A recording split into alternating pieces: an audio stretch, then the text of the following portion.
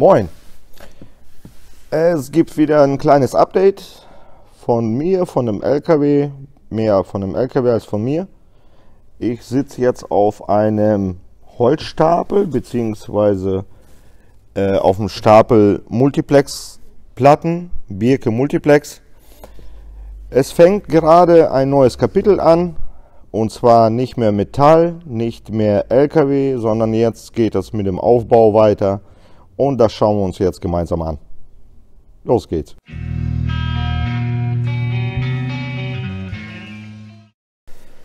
Ja, hier ist einiges passiert in den letzten Tagen. Wie man sieht, die Isolierung, die ist vollflächig verklebt, die Wände sind fertig, die Decke war fertig, Fußboden war ja im letzten Video schon soweit. Und jetzt bin ich dabei, die Holzverkleidung, die Holzpaneele anzubringen. Die werden auch nur geklebt. Ich habe mich bewusst für die Birke entschieden, weil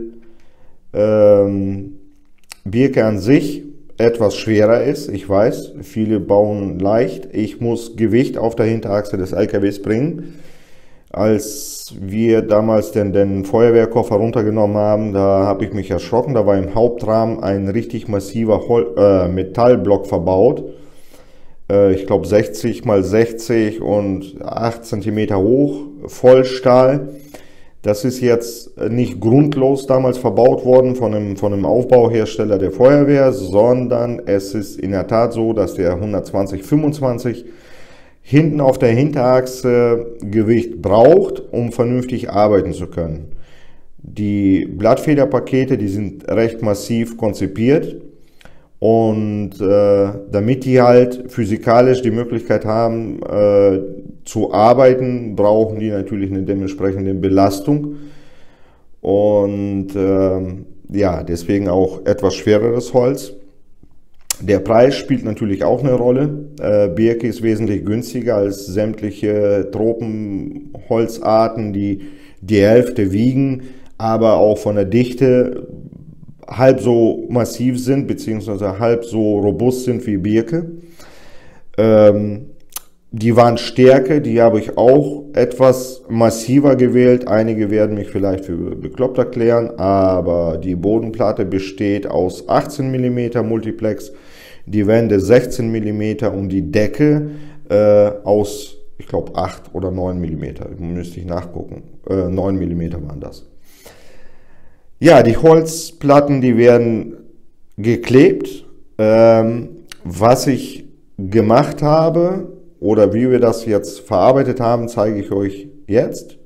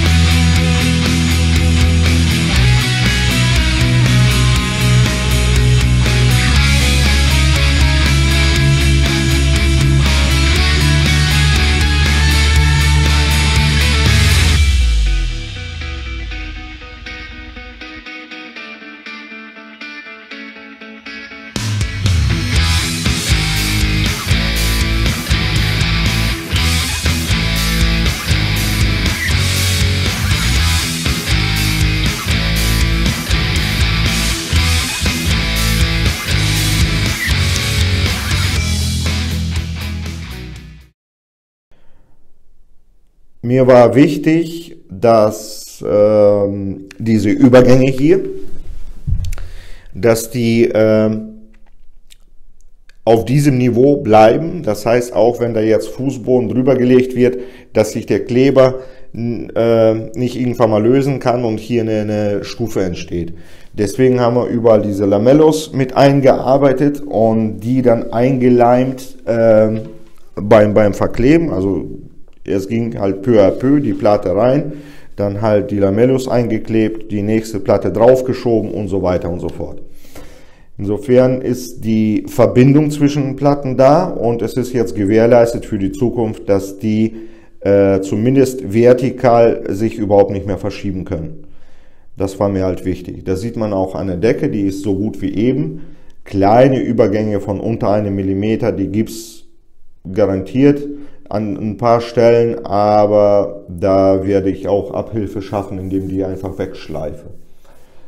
Im Großen und Ganzen bin ich sehr zufrieden damit, was in den letzten Tagen hier passiert ist. Und ich habe auch ein kleines Jubiläum zu feiern, oder der LKW besser gesagt, der ist am 22. Dezember vor 2 Jahren hierhin überführt worden. Und eine kleine Rückschau, einen kleinen Rückblick mit den Bildern, was in den letzten 2 Jahren passiert ist, zeige ich euch jetzt.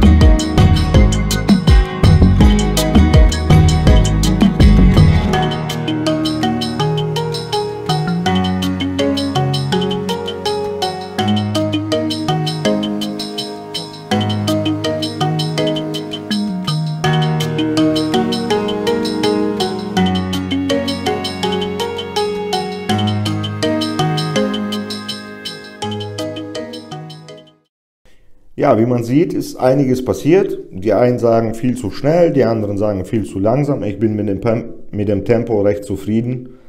Und klar wäre ich natürlich jetzt am liebsten irgendwo in Portugal, was momentan sowieso nur bedingt möglich wäre. Deswegen bin ich gar nicht so traurig, dass ich noch nicht fahren kann. Aber ich muss zugeben, wenn man jetzt hier in dieser Ecke sich befindet, es juckt schon ein bisschen in den Fingern, den LKW bewegen zu wollen und auch mal so mal am Wochenende mal eine Runde zu drehen, das ist klar. Deswegen strebe ich jetzt auch Anfang nächsten Jahres irgendwie das möglich zu machen oder beziehungsweise den LKW so weit zu bekommen, dass ich halt eine neue Hauptuntersuchung bekomme und den auch zulassen kann. Mal sehen, wann das klappt. Ich will mir da jetzt auch keinen Stress machen und irgendwie ein Datum nennen. Das mache ich nicht, weil, wie ich in den letzten Jahren gemerkt habe oder in den letzten 2 Jahren gemerkt habe, Pläne ist eigentlich das, was passiert, wenn man im Kopf sich irgendwo Pläne schmiedet und in der Zeit passiert irgendwas, was überhaupt nicht was vorhersehbar war. Und das sprengt natürlich alle Zeitfenster. Habe ich, wie gesagt, in den letzten 2 Jahren oft genug erlebt. Deswegen kein festes Ziel und kein Datum und kein gar nichts, weil ich möchte mich selber nicht allzu sehr unter Druck setzen. Und es gibt halt auch ein paar andere Dinge, die auch schön sind. Nicht nur der LKW. Ja, es gab noch ein paar Fragen nach dem letzten Video.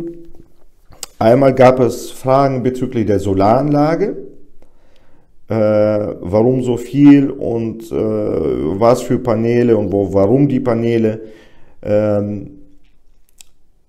Da werde ich ein eigenes Video zu machen. Das werde ich auch dann machen, wenn die Solarplatten wirklich aufs Dach kommen.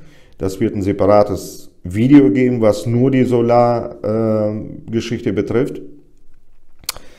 Dann gab es auch einige Fragen bezüglich der 7,5 Tonnen Zulassung, ob der LKW dafür geeignet ist, ob ich das anstrebe und so weiter.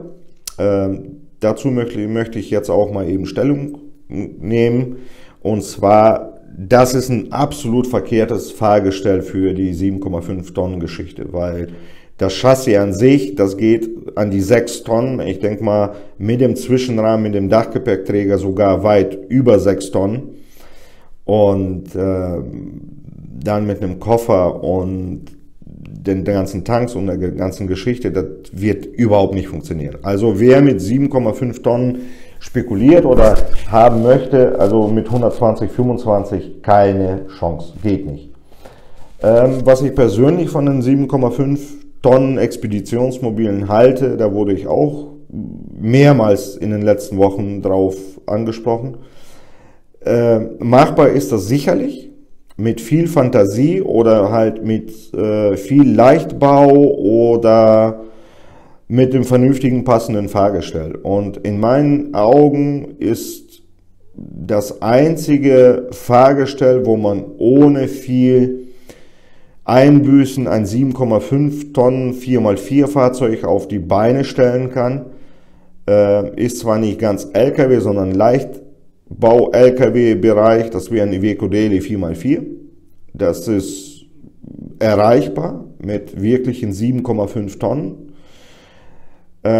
Alles andere mag wohl zwar gehen, auf Papier, aber ich bin der Meinung, dass man halt zu viele Einbüßen machen muss, um diese 7,5 Hürde zu nehmen.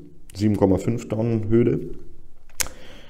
Ich habe den C-Führerschein, ich darf den LKW fahren und ich weiß, es gibt natürlich einige Nachteile, zum Beispiel mit der 100 km/h Geschichte, aber das ist mir erstmal relativ egal. So ein LKW soll auch entschleunigen. Und ich bin damit, wenn ich damit irgendwann mal unterwegs bin, auch nicht auf der Flucht. Deswegen 10 oder 11 Tonnen, was er im Nachhinein wiegen wird, werden wir sehen, ist das gesunde Maß für